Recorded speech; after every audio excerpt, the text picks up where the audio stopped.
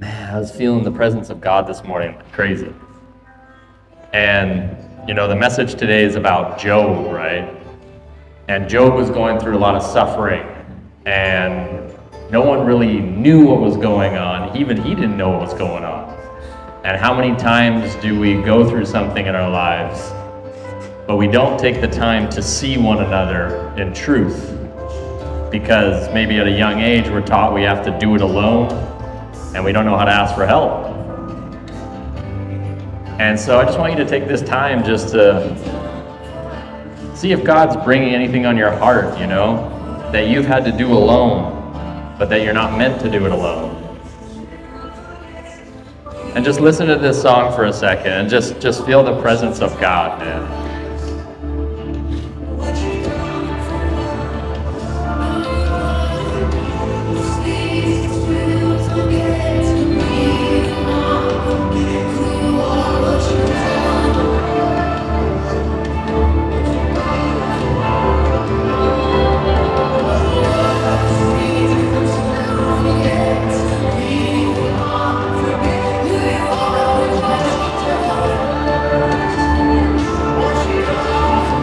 Whatever you're going through, He's with you. You're not alone. He will never leave you or forsake you.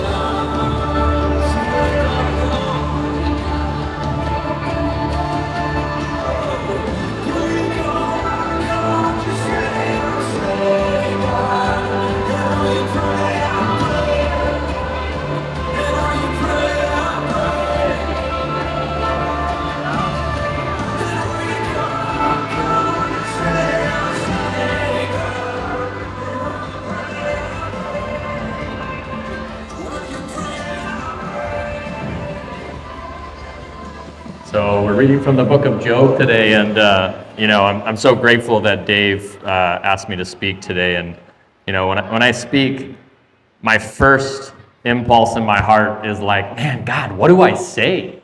Like, what can I say more than the truth? And when I look at Ephesians 3:19, it says to know the love of Christ that surpasses all knowledge, so that you may be filled with the full measure of God. I get stumped. I'm like, I can't even understand that to begin with, so let's just let your presence do what it needs to do, right? And that is where we start off in Job. And I want to ask you a question today. Have you, or maybe you're going through things in your life right now where you've kept it all inside? You've done it alone. You haven't let anyone see you. You haven't let anyone see your heart because you're leaning on your own understanding, but you want people to see what's really going on inside.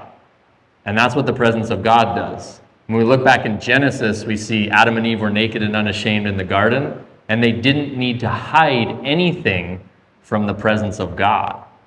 And so it's really important because how we hide determines what we do after that. Do we go to drugs, sex, alcohol? Do we go to all these different vices that keep us numb, but God's presence is calling us back home, right? So if you don't know the story of Job, Job was a man. He was blameless and upright. He feared God. He was a man who God was like, that's my soldier. That's my guy right there. He also had 7,000 sheep, 3,000 camel, 500 yoke of oxen. And I want to ask you a question. How many of you have 3,000 sheep? Right? That's a lot of sheep. And so one day, Satan came to God and said, yeah, that Job guy over there, and God is bragging about Job, and he's like, yeah, Job he's my guy. He's my go-to guy. This guy, he loves me. And Satan's like, yeah, but does he? Does he really love you? And God's like, what do you mean? And Satan's like, well, you've given him all these different things. Why don't you take away some of the stuff and see what happens, right? And God's like, okay, well, take away everything that he has, but, spare his life, right? So, Satan takes Job's property. He takes everything that Job owns, and his children die. Could you imagine that? Your children die in that moment, and you know in your heart that you are blameless and upright in the sight of God, and yet these horrible things are happening. Like, that's not a small thing, right? And then as we go along in Job, we start to see that Job's health is attacked, and he has sores from the head to the toe. You got sores all over your body, and all these things are going on. And yet, what does he do? He still praises God. Come on now. How many, Dave, is that you? How many times have you been going through something and you are wondering why? Why is this happening? God, why are you doing this? Why are you putting me through this? Show of hands? Yeah. Right? Maybe you're going through something like that right now and you're wondering why. Why does this keep happening to me? Why do I keep going through the same loop or cycle over and over? Well, that's what Job was doing. He was trying to figure it all out. And as we see as the story continues, he starts to lament the day that he was born. He says, "Let the day perish on which I was born, and that the night that said a man was conceived. Let that day be darkness. May God above not seek it, nor light shine upon it." And then if you take that to the verse that says, Jesus is the light of the world, in him there is no darkness, right? You can see when we're going through something, our tendency is to lean on our own understanding, and oftentimes this is what makes it worse. We use our mouth and we go, "Oh, I'm going through this, and we speak, and God is like, "Be still, rest," right? But what did we do? Man, I'll speak. Back in the day, before I didn't know Jesus, when I wanted to escape from God's presence, I went to women, I went to psychedelics, I went to all these different things, but I didn't go to the presence of God because I was afraid to be seen in what I was going through, because I didn't want to be a burden in the presence of my Father. So if I didn't want to be a burden in the presence of my Father, that was just a reflection of the same thing I was growing up when I was a kid. I didn't want to be a burden to the people around me. But then when you realize you're not a burden, you belong. Every single part of us belongs in the presence of God. Adam and Eve were naked and unashamed. They had nothing to hide. Not one bit. And that's where we find true peace. And as Job continues, his friends come up, and his friends were lousy comforters. They were like, "Man, did you sin on something?" And he's like, "I did not sin." And he's like, "You sinned." And he's like, "No, I did not sin." And he's like, "You sinned." And he was saying, "No, I didn't sin." His friends were like, "It must have been something you did. Like, this just can't happen because it's happening. Like, you definitely did something." And God is like, but the truth is that he didn't. God was actually using him. Job was his strongest soldier. And he was like, "I'm going to let you take my strongest soldier so I can show you, Satan, that..." so I could... Satan, and actually, you know what it means? It means one who opposes. So... Sorry, I crack myself up sometimes. Lord, save me. So he wanted to take his strongest soldier, and God was like, "This is my guy. This is the go-to guy." And it wasn't happening against Job. It was actually happening for him. He was strengthening Job, because later on at the end, what we see is Job started to have a character and a posture that anything in his life that came, he'd be okay, because God was there. But let's continue. He talks about, "My complaint is just, all my vexation is weighed, and my calamity laid in the balances." This continues on and on. "My life has no hope. I hate my life. I loathe my life. I will not live forever. Leave me alone. Do it alone, right? Leave me alone. I don't want the comfort. I don't want the support. How many times do we do that? When someone offers us support, when offers us help, someone offers us a hug or an encouragement or a word, leave me alone, for my days are a breath. This continues on and on and on. But there's some really amazing parts in here that are so important. And what happens is we start to see little words that indicate why he's continuing to suffer. And he says, "Oh, that you would keep silent, and it would be your wisdom."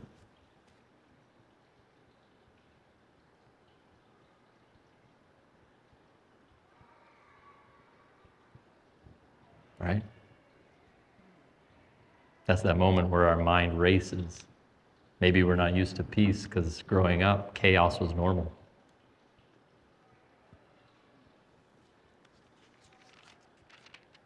And God whispers to our hearts, right?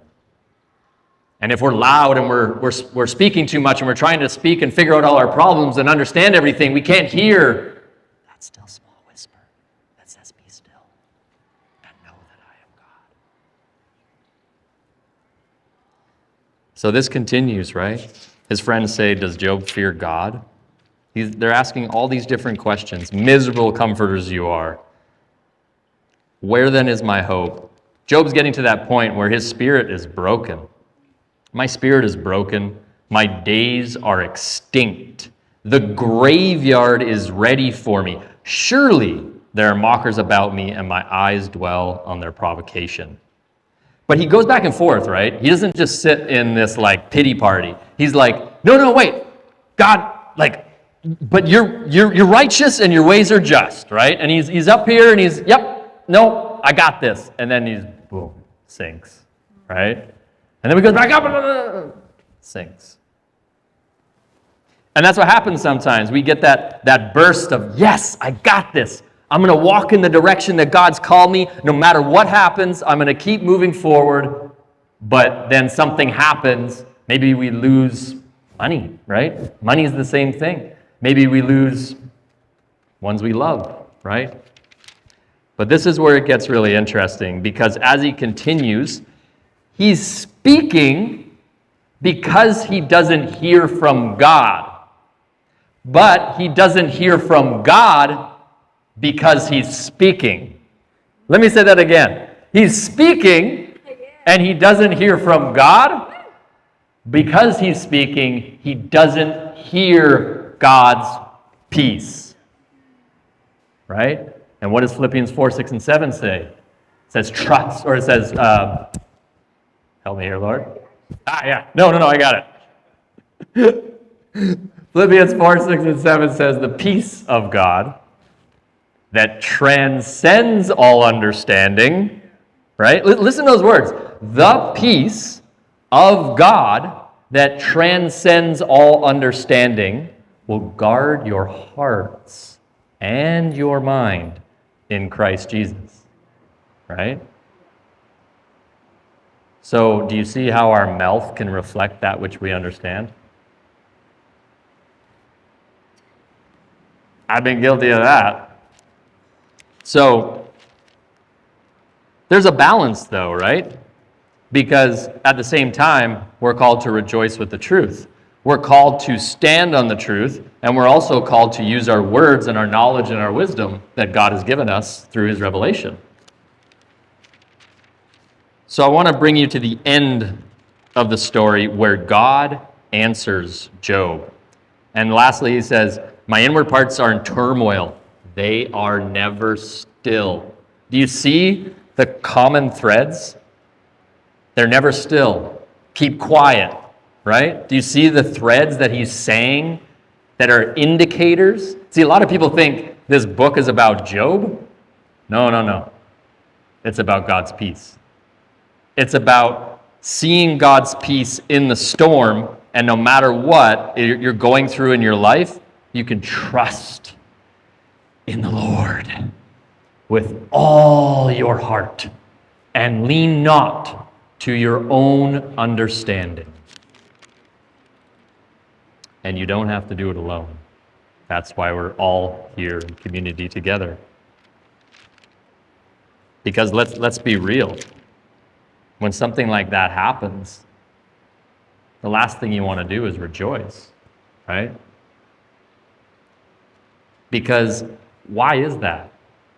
Because say once in our lives we rejoiced about something and something went horribly wrong, and then all of a sudden we go, I don't want to get too excited about that, it's just going to go wrong again. And we start to pigeonhole the very blessings that God has given us because we're afraid of things going right this time. Relationships, friendships, whatever it is, business opportunities. So now, the Lord answers Job. Oh boy, I'm excited. And here's the cool thing. This is what I love about God. He's funny, but he is not always nice. You know? Like, Job's loved ones just died. He lost everything. He doesn't know this is for him, and it's not against him. And the Lord answers Job out of the whirlwind of chaos, and peace be still, right? And he says, who is this that that's my God voice, by the way. Who is this that darkens counsel by words without knowledge? Dress for action like a man, and I will question you, and you will make it known to me. Where were you when I laid the foundation of the earth? Tell me if you have understanding. Who determined its measurements? Surely you know. Or who stretched out the line upon it? Or who shut the sea of the doors when it burst open from the womb and made the clouds its garment? Could you even imagine speaking like that and trying to understand the clouds its garment? Like, can you even fathom like what God's saying? Like what? Like he even says, who commanded the morning since your days began and cursed the dawn to know its place? Who sent forth lightning and said, go here? Can you lift up your voice to the clouds that a flood of water may cover you? Can you send forth lightning that they may go and say to you, here we are? Like, what? When I watch lightning, I'm just like, how'd that happen? And then I'm like, man, you crazy. So what is God trying to do? You think God is just trying to be like, hey, check out all these cool things? No. He's trying to take him from his head to his heart. He's trying to take him from all he sees as his suffering back to the light of God, back to his creation, right? Back to the magnificence and the wonder and the magnitude of his creation. That's what he's trying to do. He knows that he's so addicted to his suffering that when all he sees is his suffering, he loses sight of the light of God. Do you see that? And then at the end, Job gets it, right? He gets it. He says, Job promises silence. I mean, you got to have compassion for Job. After all this, he didn't curse God. I mean, he was frustrated with God, but, it's God. Send forth lightning. You can yell at God sometime. He's cool.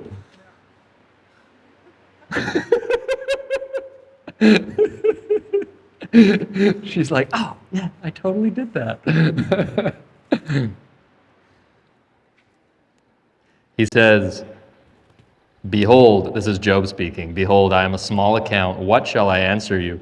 I lay my hand over my mouth. I have spoken once, I will not answer twice, but I will proceed no further. So what God does, God gives him revelation of who he is. And that's what stops Job from trying to understand everything, right? He gives him revelation. He shows him, don't you remember? Like, he even shows him two beasts in here. And he shows how these beasts could literally tear people apart in a second. And he says, even those beasts, I created those. I have control and order over those. Dominion, yeah. And he's showing this because he's going, don't worry.